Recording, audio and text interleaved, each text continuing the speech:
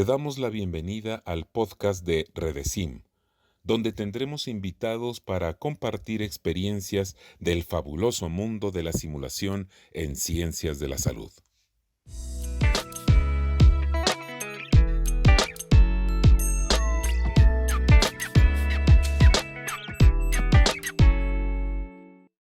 Bienvenidos a esta nueva edición, donde el día de hoy nos acompaña Victoria Sotomayor de Chile. Vicky, cuéntanos un poco de ti. Hola Cassandra.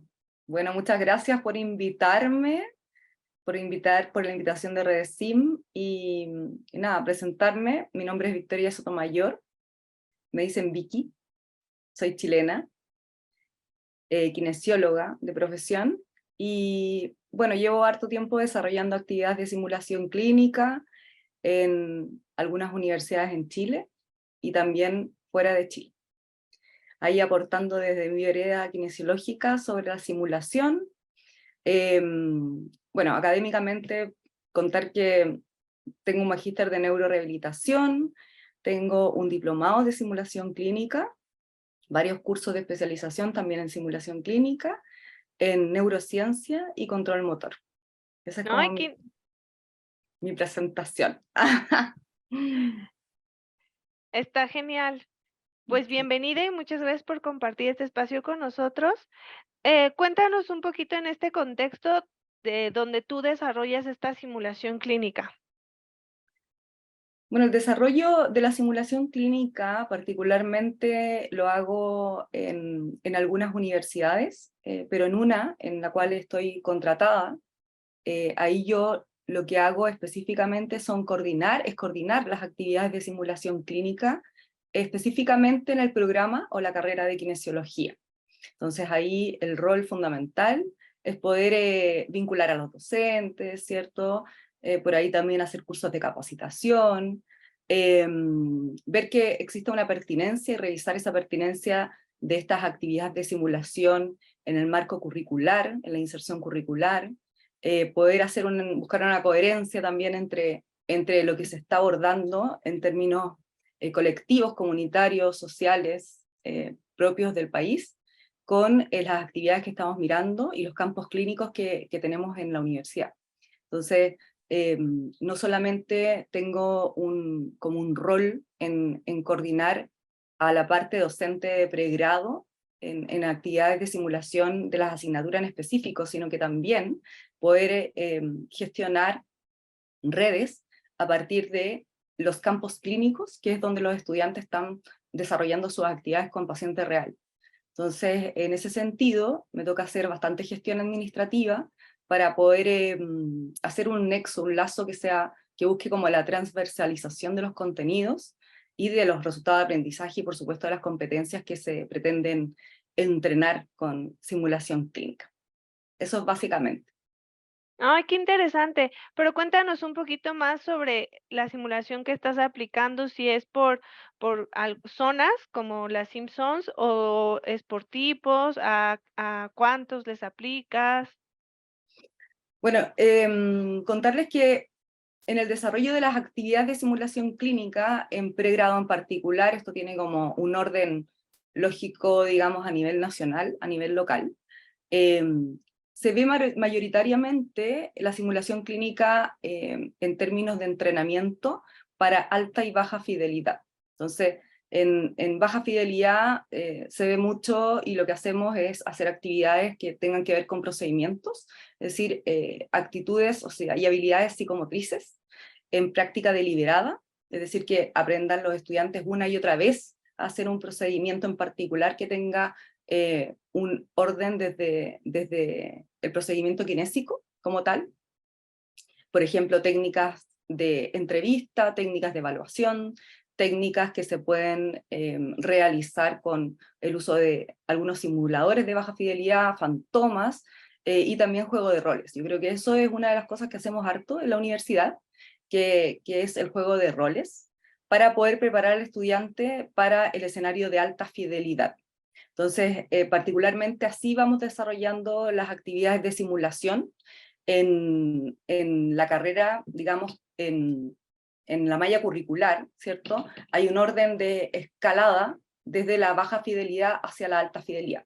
Lo que hemos intentado hacer este último tiempo es poder incorporar en asignaturas de incluso bajo nivel, no sé, segundo semestre, tercer semestre, de igual manera actividades de simulación de alta fidelidad. Y no quedarnos solamente con esta práctica deliberada que tiene que ver con el entrenamiento de habilidades psicomotoras o de entrenamiento de técnicas específicas, sino que también nos hemos dado cuenta que en asignaturas de bajo nivel, que están recién aprendiendo quizás por las reglas, ¿cierto? También ir incorporando escenarios de alta fidelidad, pero de un nivel de complejidad básico. Entonces esa ha sido como la transformación que hemos tenido en los últimos años. Junto con eso, también contarles que otra transformación que hemos ido como transitando al paso de los años es poder incorporar actividades de simulación que no sean en una asignatura en particular, sino que sean en la mayor cantidad de asignaturas posibles. ¿Por qué? Porque así como pasa en Chile, y me imagino que en muchos países, ya hay mucha evidencia de esto, sobre todo en Europa particularmente, donde los estudiantes del área de salud han tenido en este último tiempo menos posibilidades de enfrentarse a esta práctica deliberada con las personas, es decir, con pacientes reales. Entonces, en esa búsqueda, digamos, en que los estudiantes no pierdan la oportunidad de entrenar competencias y habilidades con el uso de algún elemento que traiga realismo, sin que se queden con estas prácticas clínicas. En el fondo hemos ido incorporando horas de simulación en muchas otras asignaturas, incluso en asignaturas de especialidad. Nosotros acá en Chile vemos harta todavía por área la kinesiología.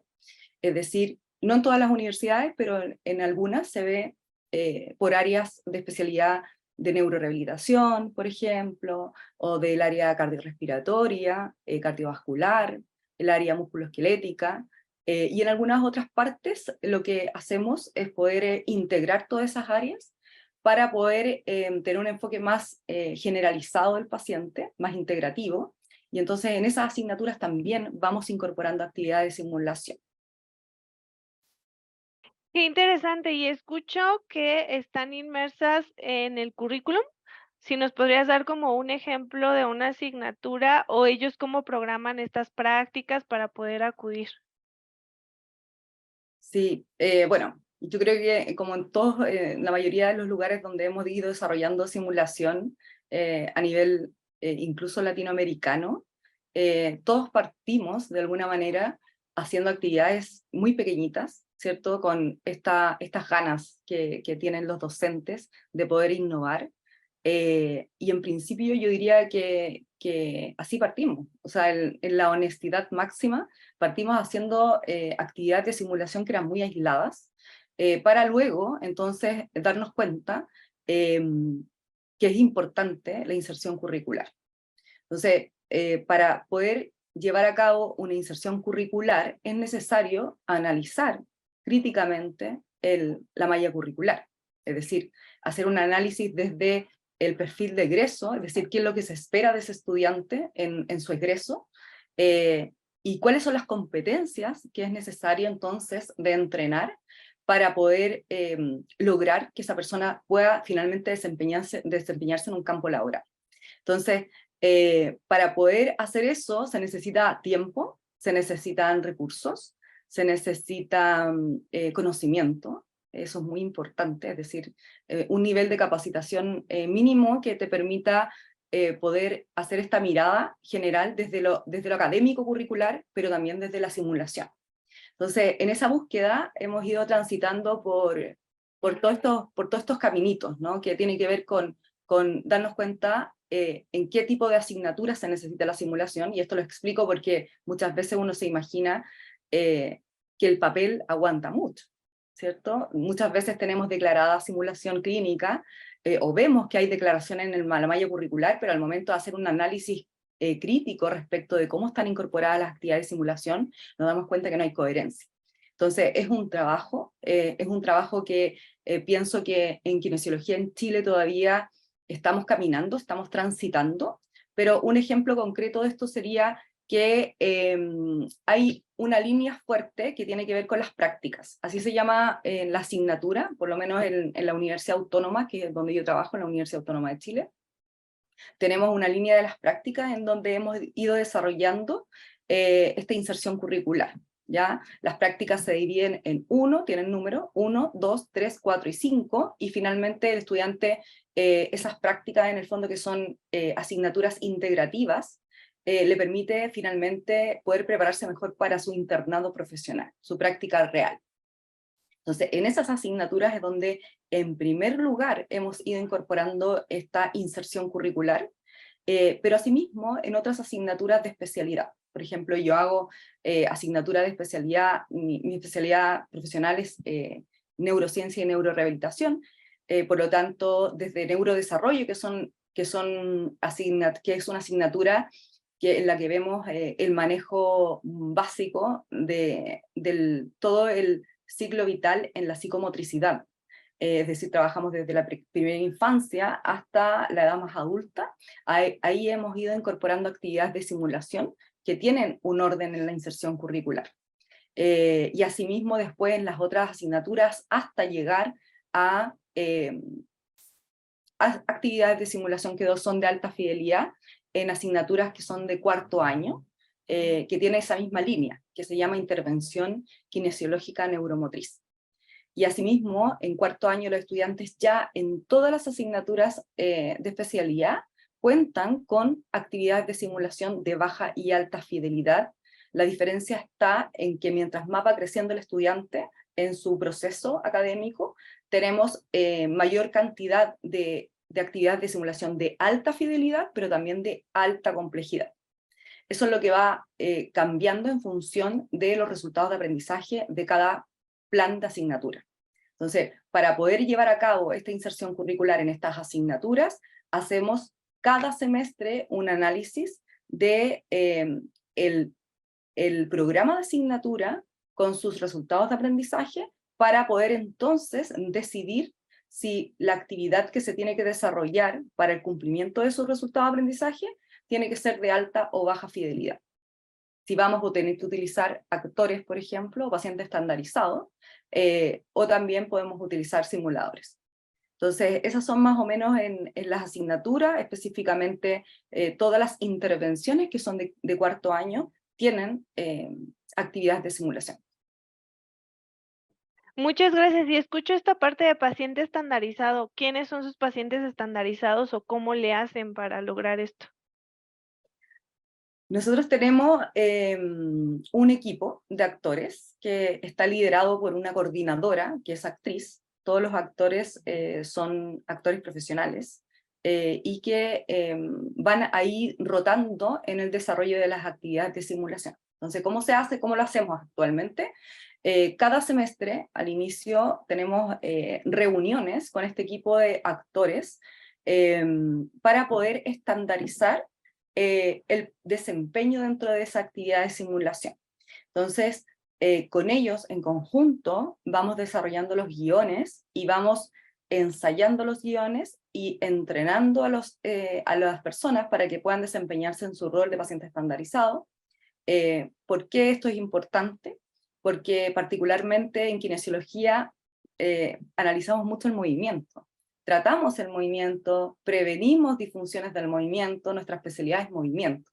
Entonces, kinestésicamente hablando, hay que tener claro que en kinesiología se necesita mucho entrenamiento actoral para el desarrollo de estos pacientes estandarizados, que tiene que ver con el cómo me muevo. Por ejemplo, cómo muevo el brazo en un paciente que tiene un accidente cerebrovascular y que tiene una hemiparesia. Cómo lo tendría que mover si el paciente tiene un tono postural más alto o un tono postural más bajo, es decir, un paciente con hipotonía. Cómo se debería posicionar la cabeza, la inclinación. Entonces, para eso nosotros no solamente hacemos un guión que es escrito, es decir, con palabras de cómo debería moverse, con un lenguaje que ellos puedan comprender, sino que también hemos ido desarrollando otros elementos que aportan al entrenamiento de los actores, como por ejemplo imágenes, videos, que puedan ahí servir como un elemento extra para este entrenamiento. Entonces, además de eso, la conversación en todos los semestres implica tener una comunicación directa con cada docente. Es decir, los docentes participan en el desarrollo de los escenarios de simulación, no solamente lo hace la persona que está, en este caso como yo, en el rol de la coordinación. Yo no soy la persona que hace los escenarios, ni tampoco necesariamente la que entrena a los actores, aunque siempre estoy presente.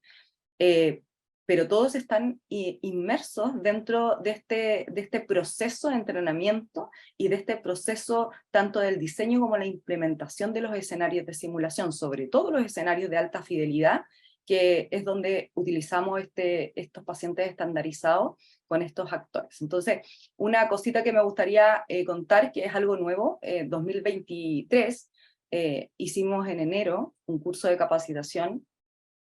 Yo hice un curso de capacitación para todo el equipo docente de kinesiología.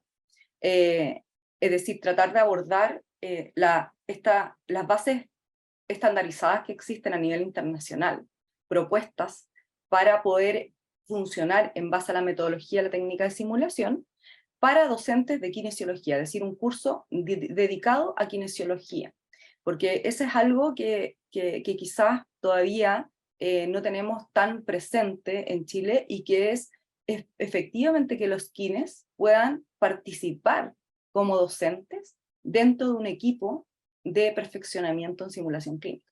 Si todavía encontramos que hay diplomados, especializaciones, cursos de simulación clínica que están liderados por otras profesiones, por otros profesionales.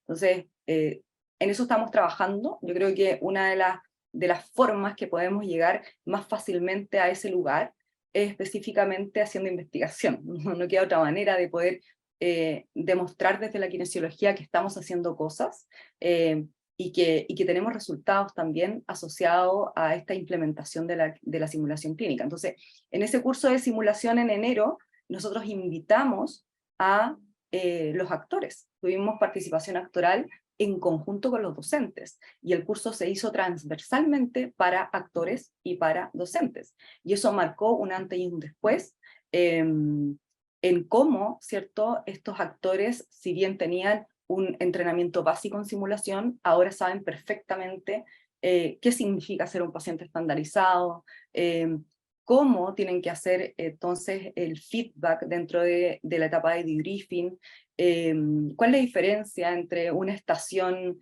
de simulación tipo OSCE o ECOE versus un escenario de simulación dentro de una sala de alta fidelidad, por qué es importante que exista una sala de alta fidelidad y por qué es relevante marcar un alto grado de realismo, ¿cierto? Cómo, cuándo y dónde buscar ese grado de realismo en la caracterización del paciente, si vamos a ser una persona que tiene ciertas características físicas, cuándo exagerar, o sea, cuándo nos damos cuenta que estamos exagerando el papel y cuándo no, y muchísimas otras cosas. Entonces, yo creo que ese punto es súper relevante, es algo que es novedoso en la Universidad Autónoma, y creo que es un ejemplo a seguir, porque pienso que estas cuestiones que tienen que ver con el aprendizaje en simulación no deben ser entrenados de manera separada, sino que tenemos que buscar la coherencia y unificar criterios a nivel transversal, no solamente docentes, sino que también técnicos, auxiliares, TENS, y por supuesto pacientes estandarizados, actores, e incluso pacientes simulados, de los cuales también hemos tenido experiencia de trabajar. Entonces, esa ha sido más o menos, sé que me extendí un poco en, en la respuesta, pero para contarte un poquito acerca de estas cosas que hemos ido desarrollando y que a mí me parecen que son relevantes. Sí, claro, y suena súper interesante, y esto me lleva a otra pregunta. ¿Quiénes son tus facilitadores en estas simulaciones? Facilitadores, ¿te refieres a los A lo docentes? ajá, ¿a quién lo lleva a cabo? ¿Tú entrenas al docente y el docente es quien lleva a cabo la Sí, práctica? yo igual, o sea, yo de todas maneras también, aparte de ser coordinadora, ¿cierto? Que veo cosas más de gestión administrativa y cómo se están dando las cosas, y que busquemos alinearnos eh, y gestionar a los actores, por supuesto, varias otras cosas más. Yo también hago clases de simulación, yo también actúo actividades de simulación. En este semestre estoy haciendo específicamente en práctica 3, que es una asignatura de 5º nivel. Estamos desarrollando actividades de simulación.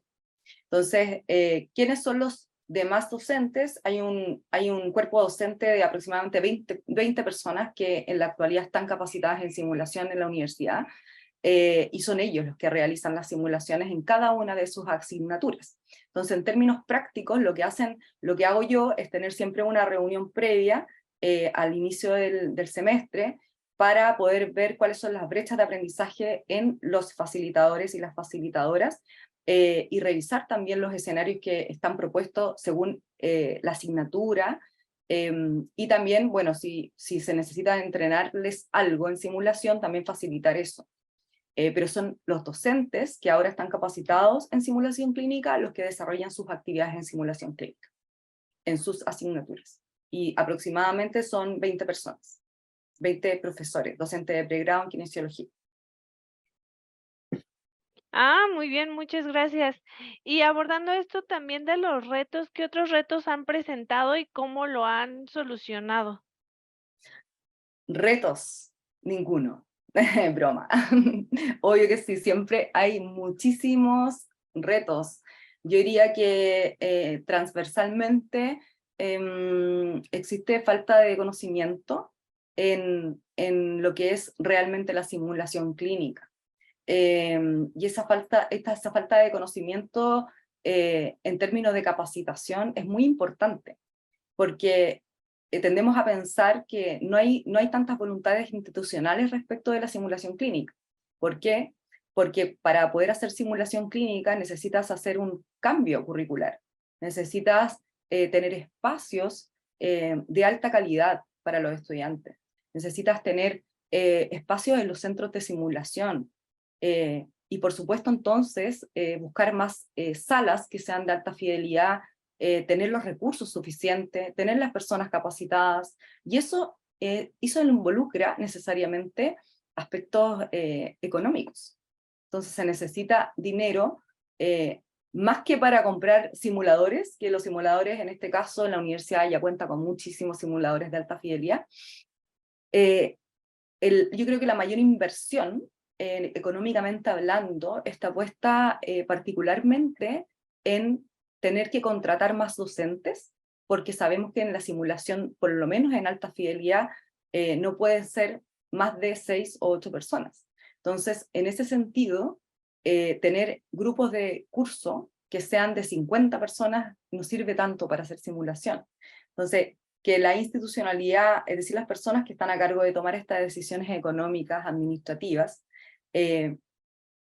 sepan de qué se trata la simulación realmente. Y entonces, para que sepan de qué se trata la simulación realmente, necesitamos simulación. Entonces, como un círculo vicioso, de repente, que no se ve tan claramente, y que viene, a mi juicio, supeditado al entrenamiento, a la capacitación docente. Porque cuando tú tienes docentes capacitados, y ellos conocen realmente cómo se aplica esto, cuánto tiempo tú demoras en hacer, por ejemplo, un escenario de simulación, que eso no es fácil.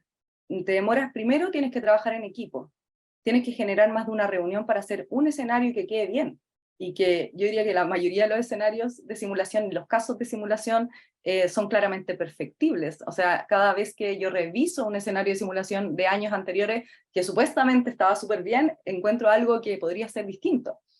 Entonces, cuando tú me preguntas como los retos, yo creo que uno de los retos es ese, es decir, hacer este cambio estructural que viene dado por la necesidad de implementar la simulación clínica, y porque además en Chile es un criterio de alta calidad institucional tener simulación clínica, y ya no solamente declararla en tu perfil o en la malla curricular, sino que demostrar que realmente estás haciendo simulación de alta calidad. Entonces, para eso necesitas tener como docentes enamorados de la simulación. Yo creo que ahí no conozco a nadie que se haya desenamorado de la simulación. Y una forma de poder enamorarte de la simulación es capacitándote. Y cuando tú te capacitas, logras, en el fondo, tener cierto grado de evidencia de que las cosas están funcionando bien. Y ahí en más poder hacer cambios estructurales. Y eso yo creo que va de la mano con otro reto que tiene que ver con eso, con empoderar a los docentes, porque existe un cierto grado de resistencia al cambio. Entonces, pasar de hacer una clase expositiva, ¿cierto? O una clase práctica, que no sea, o sea, que sea como, ya, estamos en la clase de taller práctico, entonces, bueno, tú haces de kinesiólogo y tú haces de paciente, y hagan esto. O muchas veces lo que ocurre cuando incluso el docente hace de paciente. O sea, imagínate ese grado de nerviosismo, de ansiedad, en que llevamos a los estudiantes cuando tomamos esas decisiones. Es decir, yo soy tu paciente, atiéndeme. Se establece un grado de superioridad como conocemos la educación en pregrado, ¿cierto? Donde está este docente catedrático que da la cátedra a través de una charla, cierto tipo seminario, con un PowerPoint, en donde yo transfiero todos los conocimientos desde casi un mundo socrático en esa cátedra, y después le digo a mi estudiante que me evalúe y que hagamos como un, entre comillas, juego de roles, cuando en realidad no estoy haciendo una actividad que sea realmente protegida en un entorno de protección para favorecer el aprendizaje de los estudiantes. Entonces, el docente que está haciendo eso le parece, porque no conoce el otro lado, que es más fácil hacerlo así. Y mientras sienta que es más fácil hacerlo, y mientras piense que la simulación es como un juego, digamos así, de esa manera, no vamos a tener personas que cursen, que transiten o que salgan de ese estado de resistencia. Entonces, creo que ahí la clave, y viene de nuevo la capacitación. Es importante conocer realmente de qué se trata la simulación clínica y capacitarse y entender. O sea, a mí me pasa siempre que cuando hago cursos de capacitación a docentes en diferentes partes, es como que dicen, wow, sí, como no sabía que era esto, no sabía cómo yo podía imaginarme una actividad de simulación en mi propia asignatura. Entonces de ahí empiezan realmente las resistencias. También me gustaría mencionar que como dije anteriormente, en Chile es un criterio de acreditación institucional tener simulación en kinesiología. Entonces, cuando tú tienes ese exigible para la institución, ocurre que se le un poco obliga a los docentes a poder capacitarse, ¿cierto? Ya no es como una invitación, sino que es una invitación como obligada. Entonces, desde ahí más también aparecen estas brechas que tienen que ver con la resistencia. Yo diría que esa es como la clave. Que si pudiera dar como un consejo, y no están haciendo simulación la gente que pueda escuchar, fisioterapeuta o kinesiólogo y kinesióloga que están escuchando este podcast, como láncense a la piscina, empiecen a hacer sus actividades de simulación, estudien, como yo lo hice hace harto tiempo, de manera autónoma, y de ahí en más empiecen a proponer a sus directivos la posibilidad de tomar capacitaciones y que empiecen a hacer inserción curricular. Porque así yo creo que empezamos todos, incluso no solamente en kine, en otras carreras de formación también, en enfermería, en medicina, de alguna manera empezaron de a poquito a hacer actividades de simulación y se fueron capacitando después. Sí, claro, creo que todos debemos empezar con esa semillita para que veamos esos frutos crecer. Y de acuerdo con el artículo que va muy de la mano de lo que tú mencionas de la situación actual de kinesiología en Chile, ¿tú consideras que esta situación es muy similar a la que se vive en América Latina? Sí, totalmente. O sea, por lo menos en la experiencia que yo tengo no podría generalizar, y es algo que siempre, bueno, menciono, porque puede por ahí, no sé, Brasil, por ejemplo, desconozco qué actividades está haciendo de manera específica, me imagino que ellos, como están tan avanzados en simulación, deben hacer muchas actividades, pero en general, esta es la realidad. Es decir, estamos tomando este camino de la inserción curricular, estamos escuchando ejemplos de otras instituciones que hacen más simulación, y estamos tomando este rumbo que tiene que ver con ordenarnos con transversalizar las actividades, con estandarizar las actividades también, y eso es lo que me di cuenta al momento de aplicar esta encuesta a nivel local. En la encuesta fue implementada acerca del tipo de simulación, el diseño, la cantidad de horas, el estándar de estudiantes por sala, los materiales que usan, si los docentes están capacitados y qué tipo de capacitación tienen, la inserción curricular, ¿cierto? Y por ahí un poco también el impacto. Entonces, yo creo que por lo menos en lo que yo he trabajado con otros países en Latinoamérica, el panorama es muy similar. Y yo diría que en Chile estamos incluso un poquito más adelante en términos de hacer una real inserción curricular. Eso es lo que yo me he dado cuenta, por lo menos la mayoría está haciendo actividades bajo conceptualización estandarizada a nivel internacional, por la Sociedad Internacional de Simulación Clínica, por la INALS, y conocen de ello, leen artículos científicos, leen los estándares internacionales e intentan aplicarlo dentro del marco curricular. También el nivel de capacitación docente creo que también vamos bien encaminados en Chile, y pienso que antes y después de la pandemia hubo un boom de la simulación, y actualmente hay muchísimos diplomados, hay muchísimos cursos de especialización que no duran un fin de semana ni dos, sino que son de un año y más. Entonces, sí, yo creo que en Chile tenemos un nivel muy bueno en desarrollo de simulación y vamos súper bien encaminados en términos de inserción curricular. Ay, qué padre, y eso es bueno. Y con esto, ¿qué otros consejos les darías a aquellos que quieren comenzar la simulación en kinesiología? Que una parte importante es la capacitación. ¿Habría otro consejo que tú recomendarías? No, que se aventuren, que lo hagan, que busquen. Yo siempre en los lives o en cada actividad que me invitan, yo siempre digo, cuenten conmigo. Yo de verdad que estoy enamorada de la simulación clínica, siento que es una metodología muy importante de aprendizaje. Creo que también al ser un criterio de alta calidad, en la estandarización de las acreditaciones institucionales, va a tomar mucha más fuerza de lo que está tomando. Me imagino que al 2030 vamos a tener por lo menos un 25% más de actividad de simulación en toda la malla curricular. Y no solamente simulación en pregrado, también simulación en posgrado. Yo hago diplomados y tengo actividades de simulación en diplomados y en cursos de especialización y en magíster, y también la simulación in situ, que también está tomando fuerza.